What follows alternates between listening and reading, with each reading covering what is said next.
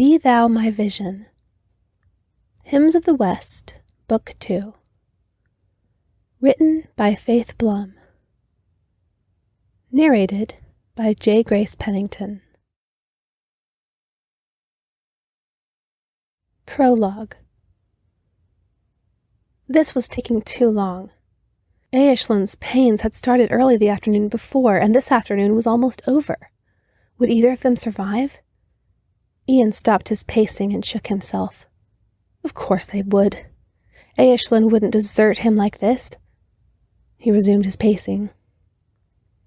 It seemed like days since the doctor had kicked him out of the house earlier that morning. He looked up at the sky. The sunlight was already starting to wane, which meant Caleb and Anna would be back from school soon. Ian's gaze shifted toward the fields behind the house, and he sighed. There was still so much work to do there. As much as he wished his 11-year-old son Caleb could help him in the fields, today he was glad both Anna and Caleb had been at school. "Da," a small voice next to him spoke up. "Is the baby here yet?" So they were home. He hoped the bairn would hurry so he wouldn't be stuck with too many questions. Ian patted his daughter's unruly red hair. "Nay, Anna, the wee bairn isna here yet." "When will the baby come?" she asked. Ian raked his fingers through his hair. "I dinna ken, Anna. I just dinna ken." "It's been a long time," Caleb said. "Yes, it has." Ian scowled and continued his pacing. "Da," Anna piped up. "How long did it take for Caleb and me to be born?" "Less time than this one," Ian snapped. "Why dinna ye—" His sentence was swallowed up by the outraged cry from a small set of lungs. Ian turned to the door and entered. He paused in the front room, unsure where to go. Should he enter the bedroom or not? As he stood frozen in place, the doctor stepped out of the bedroom, his face an emotionless mask as he held the small, wriggling bundle. He glanced up. "It's a boy." The doctor's voice was flat, his face full of grim foreboding. Ian looked from doctor to baby. He knew the answer before the question left his mouth. "And Aislinn? How is she?" His voice cracked. The doctor finally met Ian's eyes. "There was nothing we could do." Ian shook his head. It couldn't be. Aislinn couldn't be dead.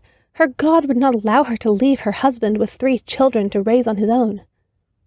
Ian brushed past the doctor, abandoning his new son to reach his wife. As he entered the room, the midwife was pulling the sheet over Aislinn's face. He let out a strangled cry. "She cannot be dead," he whispered. The midwife tried to give him a sympathetic look before leaving him alone, but he ignored it. "She cannot be." Ian lifted the sheet off the body. Aislinn's lifeless face had a contented smile on it. Her eyes were closed, and if he hadn't known better, he would have assumed she was asleep. But as his hand brushed her cheek, the slight chill working its way through her body made him shiver with disgust. Ian closed his eyes, tears threatening to leak out the corners. He collapsed on the chair, holding her cold, stiffening hand. "Aislinn, how could ye do this to me? I need ye here with me. I cannot raise 3 bairns on me own. Ye know that. How could ye leave me?" His head fell to the bed, and racking sobs shook his body. The light was fading when he raised his head. As his eyes adjusted to the dim light, he saw Anna standing in the doorway holding something in a blanket. "Da?" she asked, her voice quiet and timid. "Have you seen the new bairn? He's a strong, handsome lad." Her face held a mixture of grief and joy. Ian's throat tightened. Anna had always loved those who were weak, helpless, and alone. Even in the midst of her grief for her mamma, she still held on to a joy and hope for the boy who had killed her. "Nay, I had not, and I didn't want to. He'll need a wet nurse." "Da, I can feed him with milk from the cow. Please let me do it. For mamma?" Anna's large brown eyes pleaded with him. Ian closed his eyes and swallowed hard. "We bairns need to be fed many times both day and night. I ken how you wearing yourself out."